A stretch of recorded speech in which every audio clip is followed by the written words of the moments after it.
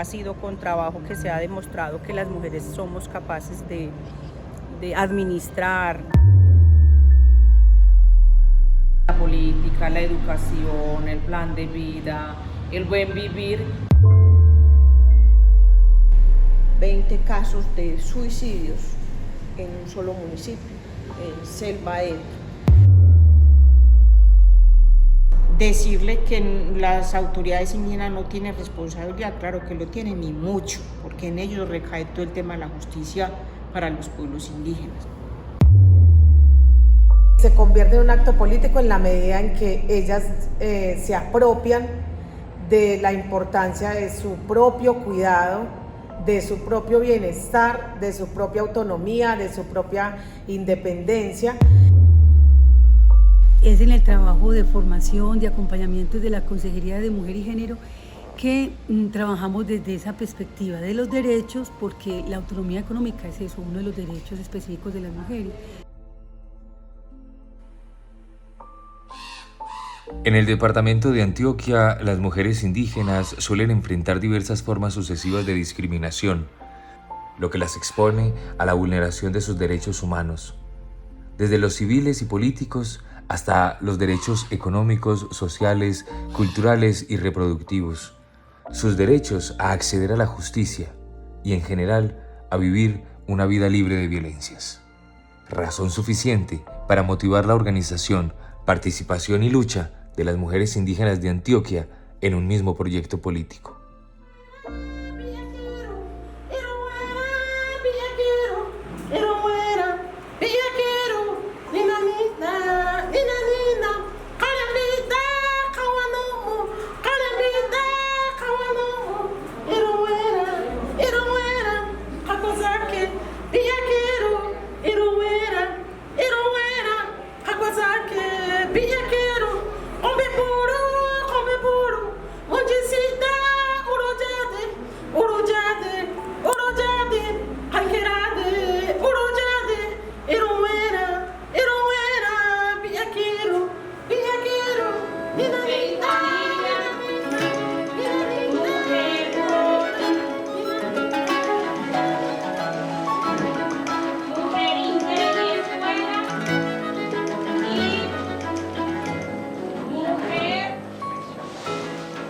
Proyectos productivos o alimentación.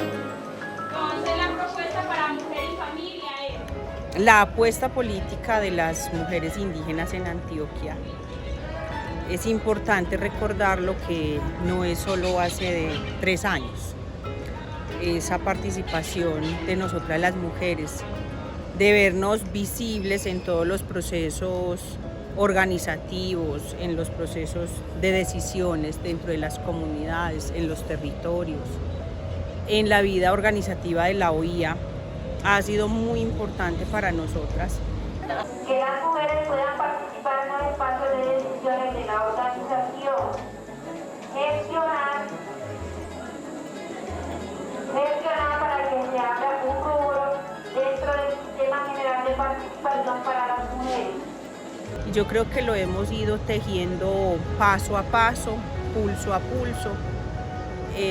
Como lo decía Eulalia Yagarí en algún momento, desde el fogón, desde ese momento en que nos invitaban a los congresos, a las asambleas, a los talleres, a las mujeres de aquellas épocas, solo para traerlas a cocinar, pero que desde ese fogón empezamos a sentir las necesidades de decir, es que nuestra voz también se tiene que escuchar en esos espacios donde los hombres y los líderes se reúnen.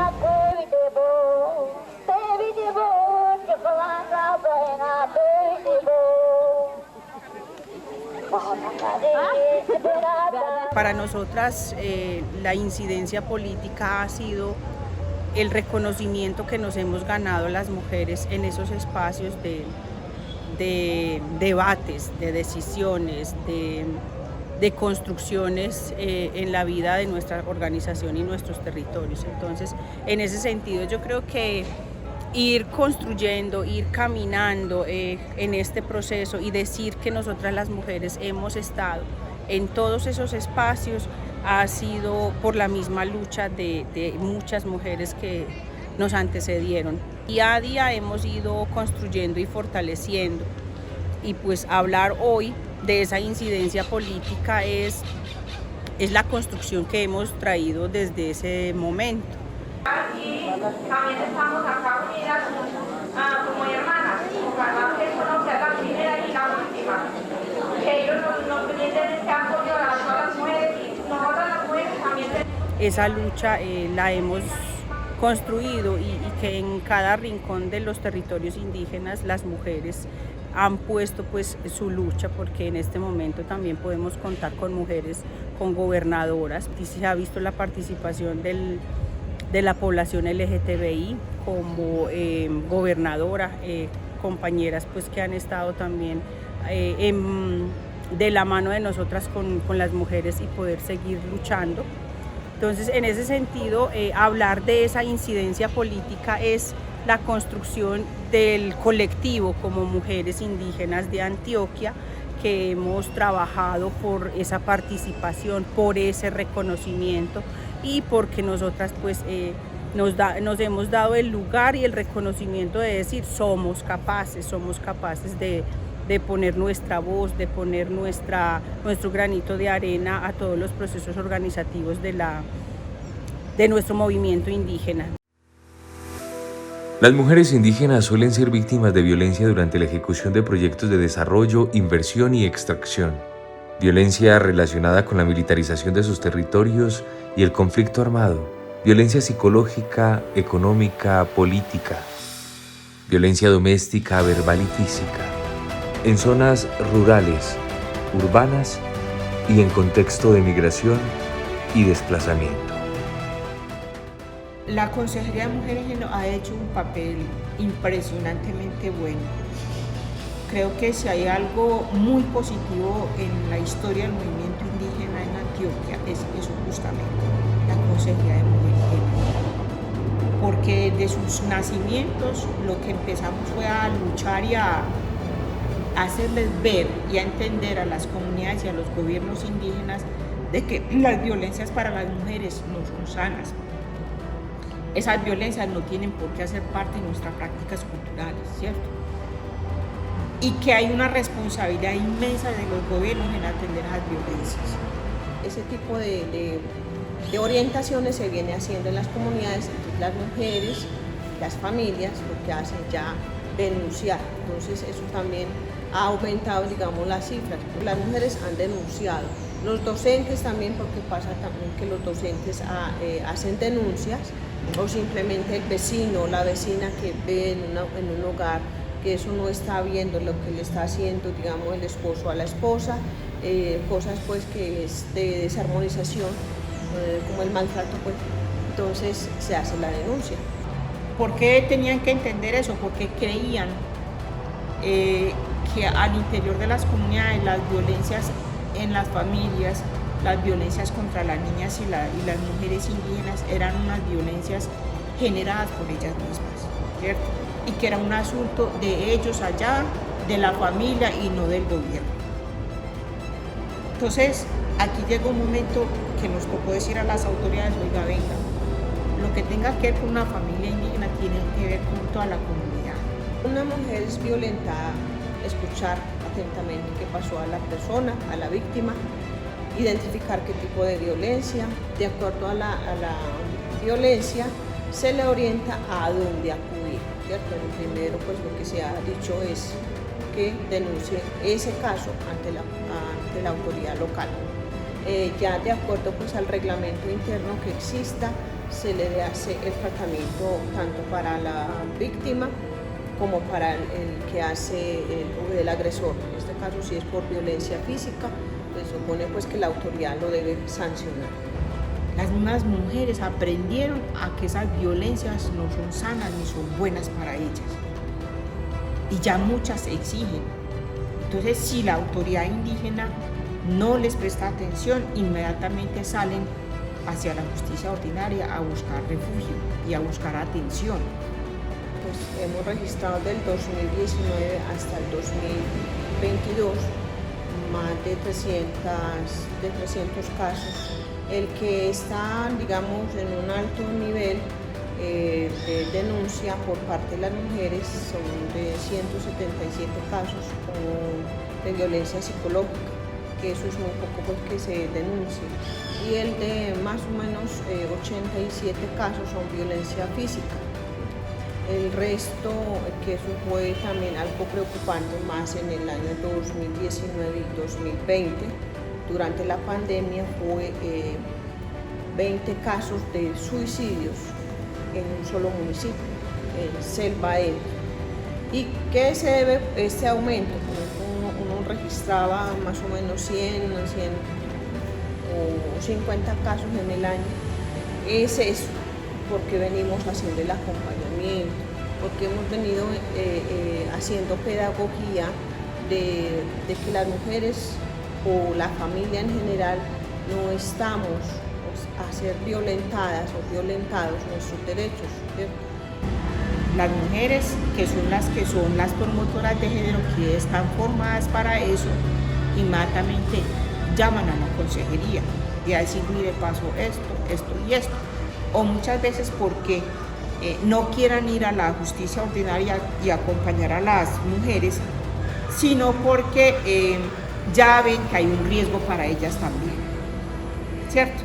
Entonces, como para autoprotegerse de estas lideresas, de una dice, vamos a reportar el caso a la consejería, ya la consejería mirará cómo hace seguimiento y activa otra ruta. Lo que hemos hecho desde acá también es, si eso no se tocó al interior del gobierno con las instituciones locales y llega aquí hay riesgo para la lideresa, entonces activamos la ruta con la gobernación de Antioquia y a nivel de fiscalías aquí en el nivel regional por el riesgo que representa a esa mujer como a la lideresa que va está ayudando y acompañando ese proceso. Las mujeres indígenas son reconocidas como protectoras y guardianas de los valores culturales, garantes de la pervivencia física y cultural de sus pueblos. Por ende, las violaciones a sus derechos culturales pueden generar violencia espiritual que tienen repercusiones personales y comunitarias. Psicocultural quiere decir, es la combinación entre dos conocimientos, lo psicológico, que lo aprende pues una persona en una academia, en una universidad, y se combina con el otro conocimiento, que es la parte, digamos, del conocimiento médico tradicional, de una partera, de un sabio. Entonces, por eso se dice psicocultural, porque se combina esa parte del conocimiento, digamos, traído del mundo occidental, de una academia, pero se hace con mucho respeto el conocimiento propio. ¿Cómo se hace? Haciendo baños, haciendo sanaciones con plantas medicinales.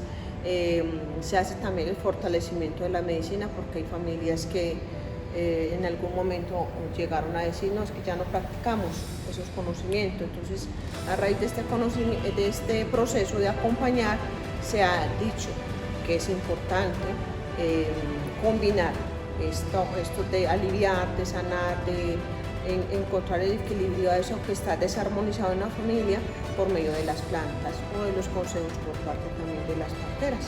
El juego de la espiritualidad en las comunidades indígenas hace que también entonces entren a jugar como en esa desarmonía al interior de las familias que afectan a las niñas y los niños y las mujeres.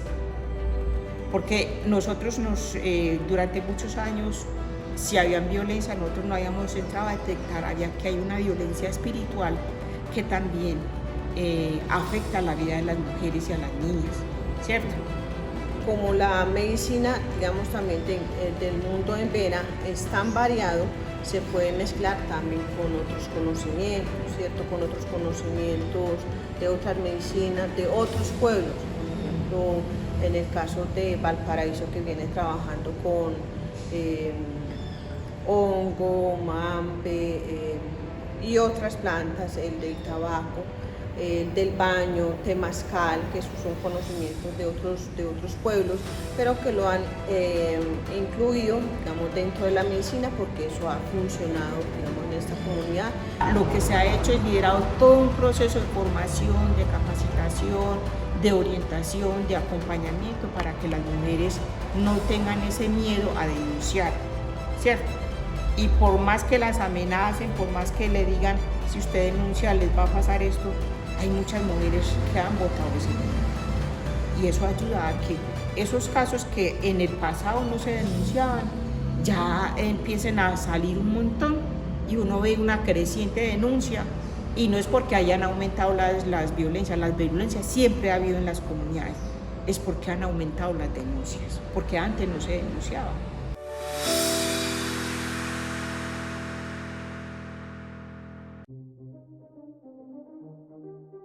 Las manifestaciones culturales, el arte, las medicinas y rituales propios, los procesos de autocuidado y la autonomía económica se han sumado al proceso organizativo de las mujeres como parte de las estrategias que les permiten disminuir las brechas políticas y sociales con los hombres y la sociedad en general, minimizando la discriminación contra las mujeres indígenas reflejada en el mercado laboral, en el acceso limitado al sistema de seguridad social o de salud, las altas tasas de analfabetismo, la falta de acceso a la alimentación y agua potable, la falta de respeto a sus derechos culturales y la grave situación de pobreza y exclusión social que las afecta. De todo el trabajo que viene desarrollando la Consejería de Mujer y Género de la UIA, pues nosotras nos hemos focalizado en un acompañamiento hacia el empoderamiento físico con todo el tema de prevención de violencias hacia las mujeres. Y en el otro empoderamiento, el político, y a partir de esos dos trabajos logramos un empoderamiento personal que es el que también ayuda a jalonar esos proyectos productivos. Entonces, esto es como todo un engranaje, ¿cierto? Como de fortalecimiento de las mujeres que parte desde lo personal con ese trabajo pues de prevención de las violencias, de cómo poner su voz y cómo fortalecer la participación política de ellas, y todo eso va generando pues motivaciones y fuerza creativa y productiva para sacar adelante diferentes emprendimientos que tienen que ver con alimentos como el cacao, la pesca, cerdos o toda la parte de producciones y creaciones artesanales. Desde la Consejería de Mujer y Género de la Organización Indígena hemos considerado el autocuidado como un camino de protección de la vida inherente al ser humano, ¿cierto? Lo tenemos enmarcado en la línea estratégica de vida libre de violencias para las mujeres, para los territorios, para el cuerpo. Y empezar a hablar de autocuidado como un acto político era esa oportunidad con las mujeres de poder hacer conciencia de la importancia de estar bien como lideresas, de su propio cuidado, de tomar posturas también claras frente a las decisiones con su cuerpo, con su descanso, con la delegación de roles y funciones dentro del hogar, porque se identificaban pues esas sobrecargas que las mujeres se enfrentan en el territorio y en la familia. Y muchas veces pues esto se veía ya reflejado, eran enfermedades que iban como reflejadas en la parte física. La autonomía económica hace parte de la tríada de autonomías que para las mujeres son muy importantes. La autonomía física, la autonomía política y la autonomía económica. Y específicamente esta última hace alusión a las posibilidades de independencia económica de las mujeres para el sostenimiento de su vida. Aquí cobró pues mucha relevancia el aporte de las mujeres cabeza de familia, porque el cuidado empieza en el hogar, en la casa, con las mamás, y fue retomar como todas esas prácticas propias que hacían parte de la protección y el descanso en la familia. Fue como recordarlo, porque no es que no se hacía en las comunidades indígenas o que fuera nuevo de pronto la manera de nombrarlo, pero en todas las comunidades y en todas las familias, las mamás específicamente han puesto en práctica acciones de autocuidado, especialmente desde el manejo de las plantas, desde el uso de la palabra, la escucha, la orientación de las niñas y los niños, los rituales que se celebraban en algunas de las comunidades. Es en el trabajo de formación, de acompañamiento de la Consejería de Mujer y Género que trabajamos desde esa perspectiva de los derechos, porque la autonomía económica es eso, uno de los derechos específicos de las mujeres, ¿cierto? Entonces desde allí vamos llenando de contenido con ellas sobre qué significa la autonomía económica, para qué y cómo. Varias de las iniciativas económicas que ellas jalonan y que lideran efectivamente vayan en esa línea.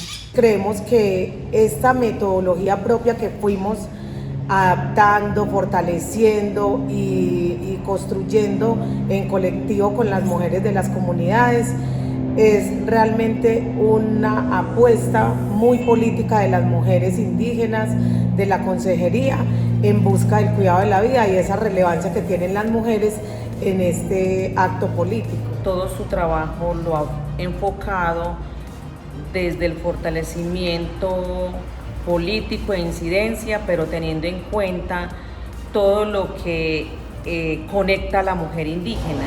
Y lo que conecta a la mujer indígena es la tierra, es sus trabajos hecha a mano. En ese sentido, pues podemos hablar entonces en las mujeres zenúes, el sombrero volteado, las trenzas o el trenzado que lo llaman. Si hablamos del pueblo Embera Yávida, los Ocamá. Si hablamos del pueblo Gunadule, las molas. Y si hablamos de las mujeres Dóvida, pues sus pinturas faciales con la jagua. Todos son expresiones y una escritura que la mujer indígena lo narra a través del trabajo político que ella día a día va desarrollando y se va empoderando. Y es desde ahí, desde los talleres de liderazgo político, de incidencia política de las mujeres, donde ellas empezaron a enlazar un tema con el otro y a darse cuenta de que si física, emocional, mentalmente no estamos bien, pues no vamos a poder ser buenas lideresas ni acompañar los procesos que se quieren a nivel comunitario, a nivel familiar, a nivel departamental, pues en el tema organizativo y político de la OIA. Para nosotras la incidencia política ha sido el reconocimiento que nos hemos ganado las mujeres en esos espacios de debates, de decisiones, de construcciones en la vida de nuestra organización y nuestros territorios. Tenemos todas las capacidades para ejercer cualquier rol, el rol de gobernadora, el rol de mujeres medicina, el rol de curar. Es muy importante, como todos los procesos formativos que hemos llevado a cabo, y desde esa formación, como esa generación de conciencia y o sea, aceptar el autocuidado como un acto político para la vida de las mujeres, porque como decimos, pues sí era una práctica cotidiana, pero no tan consciente de que fuera un acto político. Y se convierte en un acto político en la medida en que ellas se apropian de la importancia de su propio cuidado, de su propio bienestar, de su propia autonomía, de su propia independencia. Y eso también lleva a las mujeres a que se empoderen en conexión con la historia de origen, y esa historia de origen pues es la que le da fortaleza y el empoderamiento a la vida política de las mujeres para incidir en los procesos organizativos. Entonces ha sido muy interesante profundizar todos esos saberes que expresan la política, la educación, el plan de vida. El buen vivir está escrito en todos esos artes de la mola, el sombrero volteado, el ocamá, la pepena, los bastones. Estamos hablando de ingresos económicos propios, desarrollar proyectos productivos generadores de ingresos para los gastos y las necesidades pues como que tienen las mujeres. Tiene que ver con la libre decisión de las mujeres en qué invierten y a qué destinan la plata, pues que fruto de su trabajo. El autocuidarnos hace parte de la juntanza que las mujeres indígenas también hemos empezado a reconocer, que ha sido también una práctica propia, pero que a veces se ha olvidado, y es acompañarnos, hacer tejido desde las siembras, desde las producciones artísticas, desde tejido de la chaquira, de los sombreros, de los vestidos, pero también como acto político es esa oportunidad de juntarnos por intereses también y por causas en pro de la defensa de los derechos de las mujeres. Y ahí pues como lideresas políticas también este grupo de mujeres vio la importancia de estar como en cadena, como entrelazadas, como en ese tejido que ellas lo nombran tejido de mujer. Tenemos mujeres, grupos de mujeres productoras de cerdos, de productos agrícolas como el ñame, el maíz, cerdos, aves, eso pues en la línea agroalimentaria. También están las creaciones artesanales, ahí por ejemplo sobresalen el tejido en chaquira, por ejemplo de la sembera chamí, o todo el trabajo de las molas de las mujeres gunaduli. Cuando las mujeres indígenas venden o los pueblos indígenas venden sus artesanías, están entregando o están hablando una parte de su cultura, de su cosmogonía. No todo lo podemos mirar que entonces estamos dañando la cultura o porque vendemos el arte, no, sino que a través del arte también se difunde para que la gente conozca y sepan de que existen pueblos indígenas y que a través de esos artes pues expresan su sentir. Posibilidades de independencia económica de las mujeres para el sostenimiento de su vida. Entonces estamos hablando de ingresos económicos propios, desarrollar proyectos productivos generadores de ingresos para los gastos y las necesidades pues como que tienen las mujeres. Con todas las mujeres que nos hemos rodeado, caminado en estos 3 años, ellas en los diferentes espacios que tenemos, ya sea de formación o espacio comunitario, espacio de participación y liderazgo, exigen que hayan los momentos de autocuidado.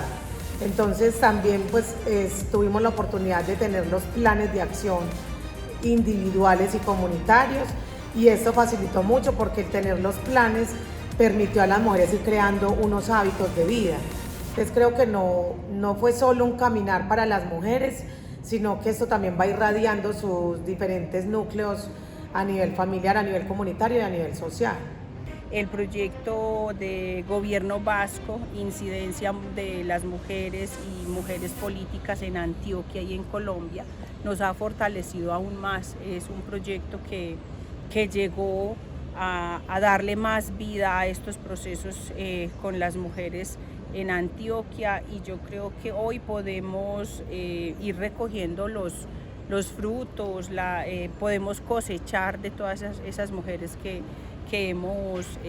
se han formado en la escuela como promotoras, como autoridades en este caminar de la Consejería de la Mujer.